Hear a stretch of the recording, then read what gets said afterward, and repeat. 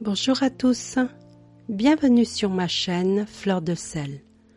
L'histoire que je m'apprête à vous lire, c'est Vol à Venise de Géraldine Elschner et de Anja Klaus, des éditions L'Élan Vert. Laissez-vous emporter et plonger dans l'univers des contes au cœur du carnaval de Venise. Bonne écoute! Dans un vieux nid caché au sommet d'une tour oubliée, vivaient jadis 3 grands oiseaux. Personne, jamais, ne les voyait, car ils ne sortaient que la nuit. Une fois par an cependant, ces 3 solitaires quittaient la campagne pour s'en aller rejoindre l'île voisine. Ils s'y donnaient une fête qu'ils adoraient par-dessus tout, le carnaval de Venise. À l'abri des regards, les oiseaux enfilaient alors bottes à boutons et houppelande, foulard de soie et grands chapeaux. Puis ils survolaient la ville, se posaient près d'une fontaine et, incognito, se faufilaient dans les ruelles. Oiseaux devenus hommes parmi les hommes devenus oiseaux. À Venise, en effet, les plumes étaient de mise en ces jours de fête. Partout, les habits les plus fous, les masques les plus mystérieux peuplaient la ville.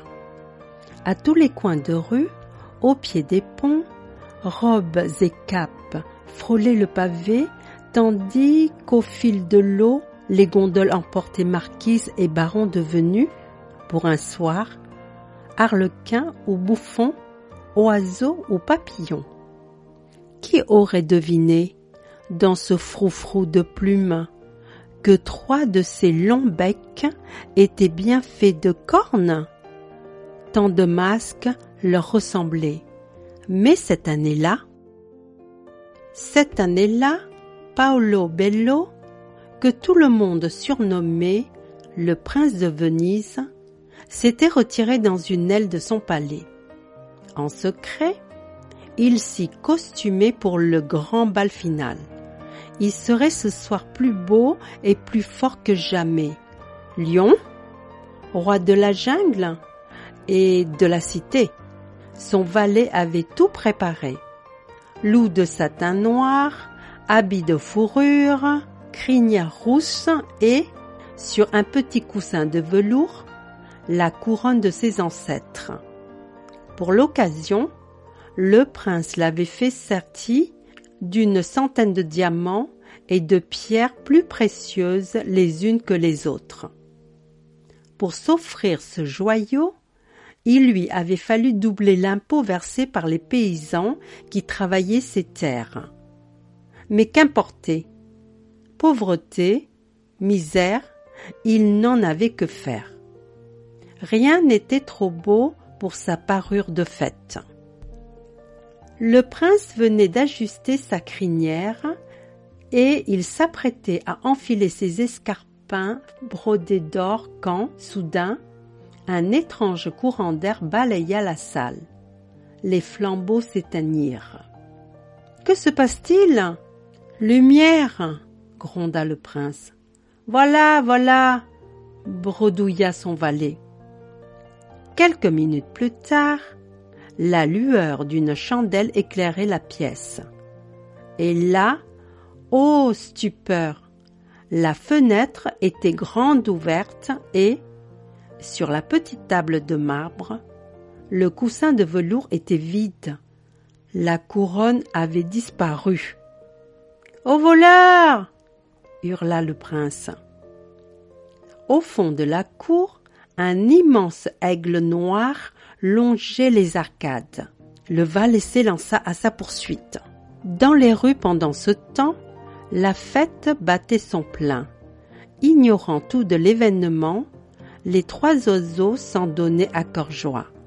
Autour d'eux, les masques allaient et venaient, de plumes ou de faïence, de dentelle ou d'organdi. Dans ce joyeux tumulte, personne ne remarqua l'étrange aigle noir qui fendait la foule. Mais la nouvelle se répandit tel un feu de paille, et lorsque le valet du prince désigna le voleur en fuite, toute une armée de taffetas s'élança derrière lui. « Arrêtez-le, arrêtez-le, il a volé la couronne !» L'aigle noir cependant était agile et bientôt, une bonne distance le sépara de ses poursuivants. Il allait s'échapper, emportant son trésor. Le voyant disparaître au détour d'une ruelle, les trois oiseaux échangèrent un regard complice. Eux seuls pouvaient agir. Dans un bruissement d'ailes, ils s'envolèrent alors, laissant derrière eux une foule muette de stupéfaction, qui, de leurs voisins, de leurs cousins, savaient voler ainsi? Du haut des airs, les oiseaux eurent tôt fait de repérer l'aigle noir dans le dédale de canaux et brusquement, trois ombres s'abattirent sur lui. Tandis que leurs ailes le plaquaient au sol, trois longs becs fouillèrent sa cape de plumes. La couronne apparut. Les trois comparses la saisirent et s'envolèrent, laissant là le voleur consterné. Quand le valet du prince arriva, ils étaient déjà loin. Le lendemain, un mercredi des cendres, plus gris que jamais, marqua le début du carême. S'ensuivirent 40 longs jours de jeûne, faits d'attente et de colère. Car, on l'imagine, Paolo Bello était fou de rage. Annulé, le bal où chacun devait le découvrir en lion tout-puissant, maître de la ville. Volé, sa splendide couronne. 2 fois volé, même. Puis envolé. L'aigle noir, un brigand de renom, avait bien été arrêté, mais son butin avait disparu, emporté par ces 3 inconnus tombés du ciel. Il y avait là de quoi exaspérer le riche patricien et lui couper tout appétit, ce qui l'aida à faire carême un peu mieux que de coutume. Le matin de Pâques, au terme de cette longue attente, les cloches de la ville se mirent à sonner à toute volée. Le prince ouvrit alors sa fenêtre et n'en crut pas ses yeux. Là-bas, en face du palais des Doges, un cercle d'or brillait au soleil. Dominant la lagune du haut de sa colonne, le lion de pierre des Vénitiens portait sa couronne. Le prince ne put s'empêcher de rire.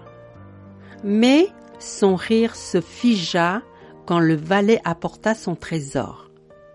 Car si sa chère couronne était intacte, les pierres précieuses et les diamants, eux, avaient disparu jusqu'au dernier. Disparu? À l'instant même, dans les fermes des alentours, les enfants s'étonnèrent de trouver dans la paille des petits œufs de pierre, multicolores et scintillants, mêlés aux œufs en chocolat. Alors, du fond de leur vieux nid perché au sommet de la tour oubliée, les 3 oiseaux poussèrent un long cri de joie, comme pour souhaiter à la ronde. « Joyeuse Pâques! Joyeuse Pâques à tous !